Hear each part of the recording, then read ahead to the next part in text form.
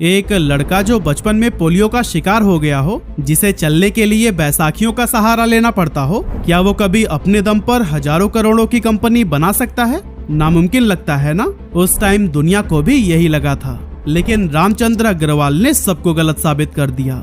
उन्होंने एक छोटे से फोटोकॉपी की दुकान से शुरुआत की और बना डाला एक ऐसा ब्रांड जो मिडिल क्लास की पहली पसंद बन गया। लेकिन फिर एक दिन सब कुछ बिखर गया, कंपनी डूब गई और खुद रामचंद्र जी को उन्हीं की कंपनी से ही निकाल दिया गया। लेकिन रुकिएगा, कहानी यहीं पर खत्म नहीं होती। आगे चलकर रामचंद्र अग्रवाल ने कुछ ऐसा किया जो कि हर किसी के लिए एक इंस्पिरेशन है। तो चलिए इधर उधर की बातें न करके सब कुछ हम डिटेल में जानते हैं। तो दोस्तों, विशाल मेगा मार्ट की स्टोरी जितनी विशाल है, उसकी शुरुआत उतनी ही छोटी और स्ट्रगल से भरी हुई थी। असल में बात है 1980s की। कोलकाता में एक लड़का रहता था रामचंद्र अग्रवाल। बचपन में ही पोलियो होने की वजह से उसका एक पूरा पैर ही डैमेज हो गया, जिससे उसे बैसाखियों के सहारे चलना पड़ता था। ऐसे में लोग उसे देखकर कहते थे कि ये अब जिंदगी में क्या ही कर पाएगा, पोलियो ने इसे लाचार बना दिया है और इसका फ्यूचर तो पूरी तरह से बेकार है। लेकिन किसे पता था कि यही लड़का एक दिन रिटेल इंडस्ट्री में तहलका मचा देगा। अब रामचंद्र अग्रवाल एक मिडिल क्लास फैमिली से थे, जिनके घर की फाइनेंशियल कंडीशन भी कुछ खास अच्छी नहीं थी। पैसों की तंगी, जिम्मेदारियां और लोगों की बातें, सब कुछ उन्हें बहुत परेशान करती थी। इसीलिए पढ़ाई पूरा करते ही उन्होंने एक छोटा सा लोन लिया और एक फोटोकॉपी की दुकान खोल ली। दुकान चलाते हुए उन्होंने सीखा कि बिजनेस कैसे काम करता है, कस्टमर्स को हैंडल कैसे करना है और पैसों का हिसाब किताब किस तरह से मैनेज किया जाता है। अब दोस्तों, इस शॉप से उन्हें बिजनेस लेसन्स तो मिल रहे थे, लेकिन पैसे कुछ खास नहीं। इसीलिए परिवार का गुजारा अब भी मुश्किल हो रहा था।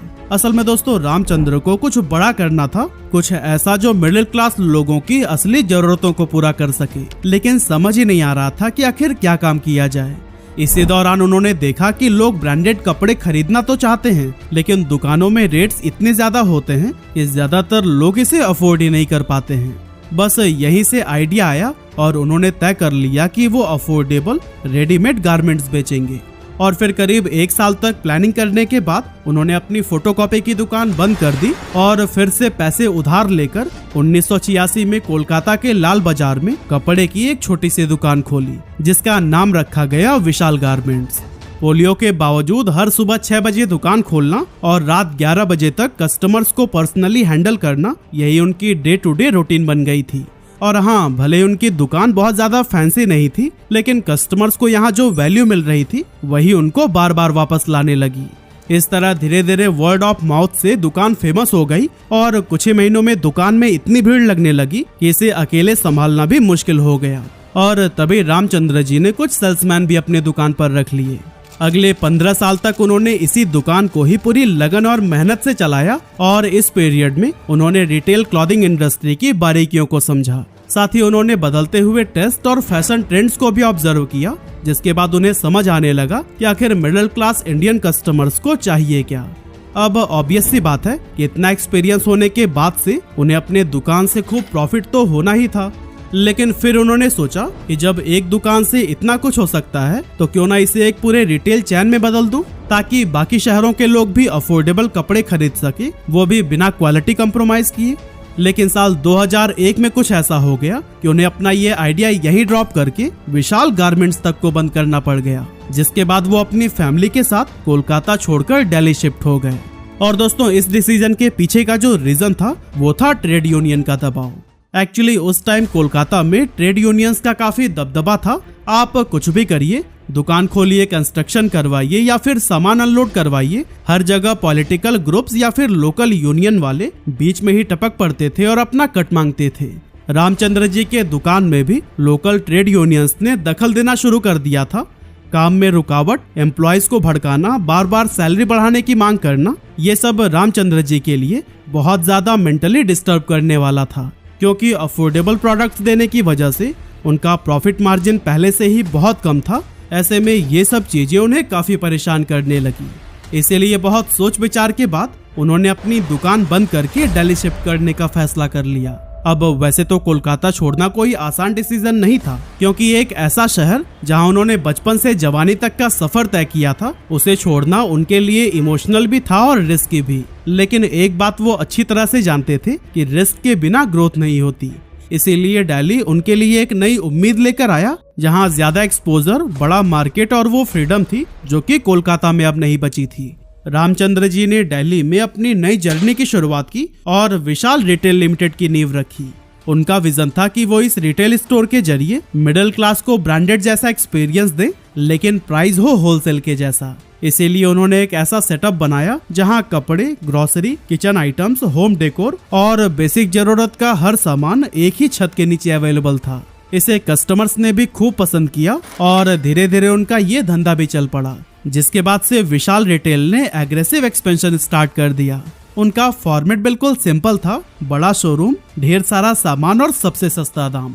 एसी वाला showroom, shopping basket, billing counter और यूनिफॉर्म पहने हुए स्टाफ, ये सब छोटे शहरों में बिल्कुल नया था। इसीलिए जल्द ही विशाल रिटेल का हाइप क्रिएट होने लगा। कंपनी हर महीने ही नए नए स्टोर्स खोलती गई, जिसके चलते विशाल रिटेल इंडिया के दूर दराज इलाकों में भी अपनी प्रेजेंस बनाने लगा। मीडिया में उन्हें देसी वॉलमार्ट ऑफ इंडिया कहा जाने लगा और 2006 आते आते विशाल रिटेल एक ऐसा नाम बन गया जिसमें हर कोई इन्वेस्ट करना चाहता था। फिर आया 4 जुलाई 2007, जब विशाल रिटेल ने अपना आईपीओ लॉन्च किया। रिटेल इन्वेस्टर्स ने इसे हाथों हाथ लिया और इसका शेयर पहले ही दिन अपने इशू प्राइस से करीब 75% ऊपर लिस्ट हुआ। सबको विशाल रिटेल में इंडिया का नेक्स्ट बिग ब्रांड दिख रहा था। उस टाइम कंपनी के पास 50 से ज्यादा स्टोर्स थे और मार्च 2007 तक उसका टोटल रेवेन्यू 6 बिलियन रुपीस यानी करीब 6000 करोड़ रुपए को भी क्रॉस कर चुका था। अपने आईपीओ से विशाल रिटेल ने करोड़ों का कैपिटल रेज किया और इसके बाद से तो मानो एक्सपेंशन का एक दौर ही शुरू हो गया। दिल्ली से लेकर गुवाहाटी तक और भोपाल से लेकर भुवनेश्वर तक हर जगह ही विशाल रिटेल नजर आने लगा। लेकिन दोस्तों, यहीं से शुरुआत हुई उस गलती की जो आगे चलकर कंपनी को बहुत भारी पड़ी। असल में दोस्तों, इसका एक्सपेंशन तो बहुत फास्ट हो रहा था, लेकिन उसके पीछे का सिस्टम उतना स्ट्रांग नहीं था।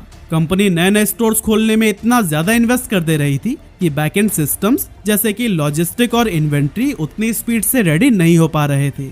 हालांकि उस टाइम विशाल रिटेल का एम्पायर बहुत तेजी से ऊपर जा रहा था। क्रेडिट पर माल उठाए जा रहे थे, ईएमआई पर बिल्डिंग्स खरीदी जा रही थी और लोन पर लोन लिए जा रहे थे, इस भरोसे पर कि कल की सेल सब कुछ संभाल लेगी। लेकिन दोस्तों, बिजनेस सिर्फ ग्रोथ के भरोसे नहीं चलता, इसके लिए मजबूत फाउंडेशन भी होनी चाहिए, क्योंकि दुनिया में किसी भी टाइम कोई ऐसी अनहोनी हो सकती है जो कि आपकी ग्रोथ को पूरी तरह से रोक देगी। और 2008 में जिसका डर था, ऐसा ही हुआ। ग्लोबल फाइनेंशियल क्राइसिस, जिसकी वजह से विशाल रिटेल जैसी कमजोर नींव वाली सभी कंपनीज को बड़ा झटका लगा। स्टॉक मार्केट क्रैश कर गई, बैंक्स ने लोन देना बंद कर दिया और जो कंपनीज उधारी की रफ्तार पर दौड़ रही थी, उनकी गाड़ी पटरी से उतरने लगी। और दोस्तों, आपको पता ही है कि विशाल रिटेल भी उन्हीं कंपनीज में से ही एक थी। स्टॉक मार्केट क्रैश की वजह से विशाल रिटेल को 750 करोड़ रुपए का लॉस हुआ और इसने पिछले 2 सालों में इतनी तेजी से एक्सपेंशन किया था कि कंपनी के पास कैश कम और खर्चा ज्यादा हो गया। बैंक बार बार ईएमआई भरने का रिमाइंडर्स भेजने लगे थे, सप्लायर्स पेमेंट की मांग कर रहे थे और कस्टमर्स भी काफी कम हो गए थे, क्योंकि रिसेशन के डर से लोग जरूरी चीजों के अलावा कुछ भी खरीदना अवॉइड करने लगे थे। हालात ये हो गई थी कि विशाल रिटेल के कुछ स्टोर्स में तो इलेक्ट्रिसिटी बिल तक नहीं भरे जा सके और कई जगह पर तो किराया पेंडिंग में था, जिसके चलते दुकान मालिकों ने स्टोर्स बंद करवा दिए। रामचंद्र अग्रवाल जी ने बहुत कोशिश की कि सिचुएशंस को कंट्रोल में रखें। उन्होंने कॉस्ट कटिंग शुरू की, कुछ स्टोर्स भी बंद कर दिए और नए लोन लेने के लिए बैंक से अप्रोच किया। लेकिन अब मार्केट में कोई किसी पर भरोसा ही नहीं कर रहा था। ये वही विशाल रिटेल था जो 1 साल पहले तक इन्वेस्टर्स के लिए सोने का अंडा देने वाली मुर्गी था, लेकिन आज ये खुद सर्वाइवल के लिए स्ट्रगल कर रहा था। रामचंद्र अग्रवाल हर तरफ से घिर चुके थे। विशाल रिटेल की भी हालत इतनी खराब हो गई थी कि स्टाफ तक को सैलरी देने के पैसे नहीं बचे थे और इस तरह से 2010 आते आते विशाल रिटेल ऑलमोस्ट खत्म हो चुका था। रामचंद्र अग्रवाल जी इमोशनल, फाइनेंशियल और लीगल हर तरह के प्रेशर में दबने लगे थे। और दोस्तों, इन सब से बाहर निकलने के लिए उनके पास में 2 चॉइसेस थी, या तो वो कंपनी को बैंकरप्ट घोषित कर दें या फिर किसी बड़े इन्वेस्टर्स को ढूंढकर कंपनी बेच दें। आखिरकार उन्होंने दूसरा ऑप्शन चुना और एक ऐसे इन्वेस्टर की तलाश करनी शुरू कर दी जो कि विशाल रिटेल को खरीद सके। तभी इस स्टोरी में एंट्री हुई 2 बड़े नामों की, टीपीजी कैपिटल और श्रीराम ग्रुप की। टीपीजी एक अमेरिकन प्राइवेट इक्विटी फर्म थी और श्रीराम ग्रुप साउथ इंडिया का एक बड़ा बिजनेस हाउस जो कि एनबीएफसीज और ट्रांसपोर्ट फाइनेंस के लिए जाना जाता है। इन दोनों ने मिलकर विशाल रिटेल के एसेट्स को खरीदने का फैसला किया, जिसके बाद रामचंद्र जी ने कभी 11,000 करोड़ रुपए की वैल्यू वाली अपनी इस कंपनी को 2011 के टाइम सिर्फ 70 करोड़ रुपए में बेच दिया। ये सब रामचंद्र अग्रवाल जी के लिए दिल तोड़ देने वाला था, लेकिन फिर भी वो खुश थे कि कम से कम सालों की मेहनत से खड़ी की गई ये कंपनी बैंकरप्सी से तो बच गई और अब वो नई स्ट्रेटेजीज के दम पर वापस से इसको प्रॉफिटेबल बना सकते हैं। एक्चुअली शुरुआत में कंपनी को खरीदने के बाद टीपीजी और श्रीराम ग्रुप ने ट्रांजिशन फेज के लिए राम जी को गाइडेंस और कंसल्टेशन के लिए रखा था, क्योंकि वो ब्रांड के मेन फेस थे और सिस्टम को अच्छी तरह से समझते थे। लेकिन जैसे ही नए मैनेजमेंट को कंट्रोल मिल गया, उन्होंने साफ कह दिया कि अब स्ट्रैटेजी, डिसीजन मेकिंग और ऑपरेशन सभी हमारे कंट्रोल में ही होंगे और इस तरह राम जी को बाहर का रास्ता दिखा दिया गया। इसके बाद विशाल रिटेल का नाम बदलकर कर दिया गया विशाल मेगा मार्ट प्राइवेट लिमिटेड। और दोस्तों, सिर्फ नाम ही नहीं बल्कि इस बार कंपनी एकदम अलग सोच के साथ में ऑपरेट करने वाली थी।